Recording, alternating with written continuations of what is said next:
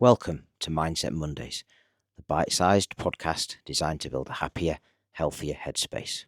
Think of it as a learning snack for your morning commute to set your week up right. I'm Mark Holloway, and today we're diving into something that sits at the core of motivation, resilience, energy, and fulfillment. We're talking about your why. Not your job title, not your to-do list, not your 5-year plan, but your reason, your deeper driver, the thing that energizes you when you're exhausted, the thing that makes hard things worth doing. If you've ever felt stuck, unmotivated, or unsure of direction, this episode is for you. So what is your why? Your why is your internal compass. It's the reason behind your actions, the deeper meaning beneath your goals. You don't wake up at 5 a.m. just to exercise. You exercise because you want vitality, longevity, confidence, or strength for your family. You don't build a business just to make money. You build it because you want freedom, impact, autonomy, security, legacy. Your why is the emotional fuel. Psychologists have studied purpose extensively. Research from the University of Rochester on self-determination theory by Edward Deci and Richard Ryan found that humans are most motivated when 3 core needs are met: autonomy, the feeling of control in our lives; competence, the feeling of being capable; and relatedness, the feeling of connection to others. Purpose ties directly into all 3. Even more compelling, a large study published in Psychological Science found that people who reported having a strong sense of purpose lived longer on average than those who did not. Purpose isn't just motivational, it's physiological. Then there's the work of Viktor Frankl, Holocaust survivor and author of Man's Search for Meaning. Frankl observed something extraordinary in the concentration camps.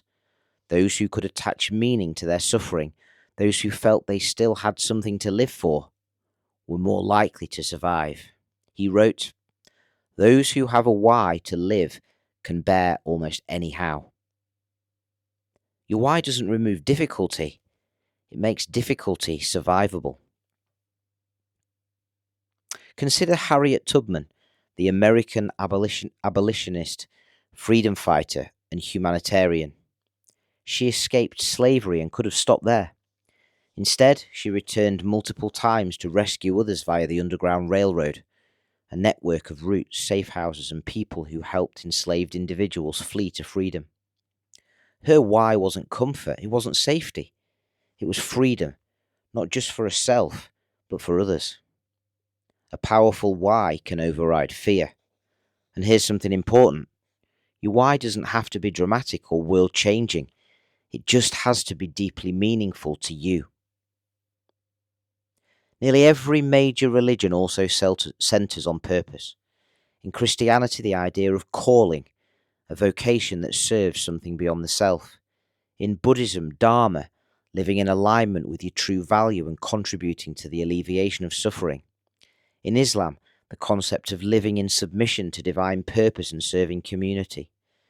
In Hindu philosophy, fulfilling your unique role in the greater order of life. Across tradition and religion, the message is consistent. Purpose is found at the intersection of who you are and how you serve. It is rarely self-focused alone. And purpose expands when it includes others. So why are so many so lost? Modern life offers almost infinite options, careers, lifestyles, identities, and choice is powerful.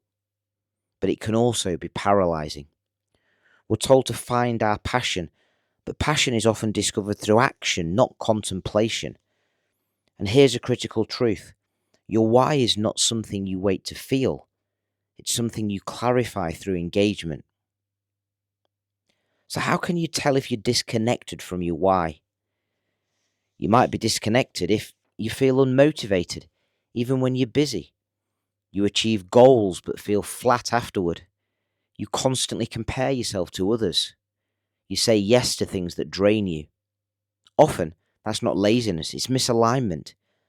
You're climbing a ladder, but maybe it's leaning against the wrong wall. So here's today's key mindset shift. Stop asking, what should I do? And start asking, who do I want to become? When you focus only on outcomes, money, titles, achievements, motivation fluctuates. When you focus on identity, courage, generosity, creativity, leadership, your why becomes internal, and internal drivers are sustainable, even through hard times. Here are some practical exercises to help find your why. Number 1, the peak moments reflection. Ask yourself, when have I felt most alive? When have I felt proud of myself? When have I lost track of time achieving that flow state? When have I felt at one with myself and the world? Look for patterns.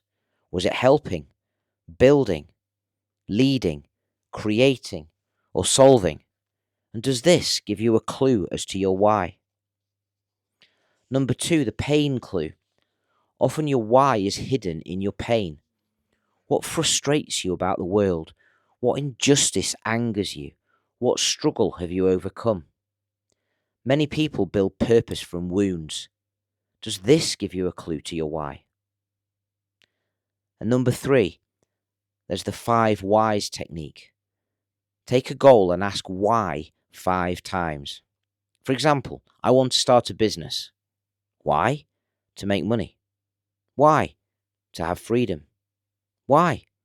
To take control of my time. Why? To be present with my family. Why? Because love and presence matter most to me. Now we're getting somewhere. The surface goal wasn't the why. It wasn't actually about making money. It was about love and presence and connection. Sometimes you may need more than 5 whys, and that's okay. The key is repeatedly asking why helps uncover the real why and not the surface why. How about some famous people and their whys? Oprah Winfrey has spoken openly about aligning her career with service and impact rather than fame. Her why centers on empowering others through storytelling. Steve Jobs famously said he wanted to put a dent in the universe. His why was innovation and creative expression, not simply building products. Serena Williams has described her motivation as legacy, proving possibilities for women and young black girls in sport. Notice something? Their why goes beyond personal success. It includes contribution, legacy, and service. Remember that your why can evolve, and that's fine too. At 20, it might be growth. At 30, it might be mastery. At 40, it might be impact. At 60, it might be legacy. Purpose is not a single sentence you carve into stone.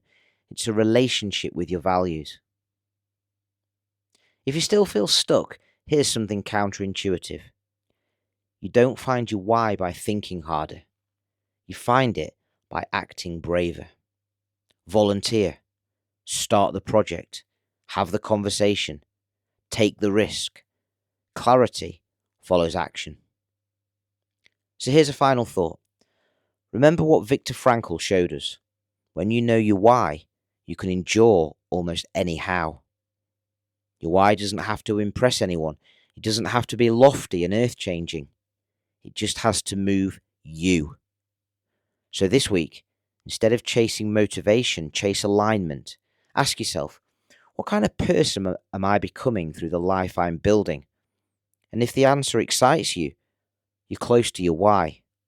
And if not, maybe it's time to pivot. Thank you for joining me on this episode of Mindset Mondays. If this resonated, share it with someone who might need clarity in their direction right now. And until next week, keep growing, keep questioning, and keep living with purpose.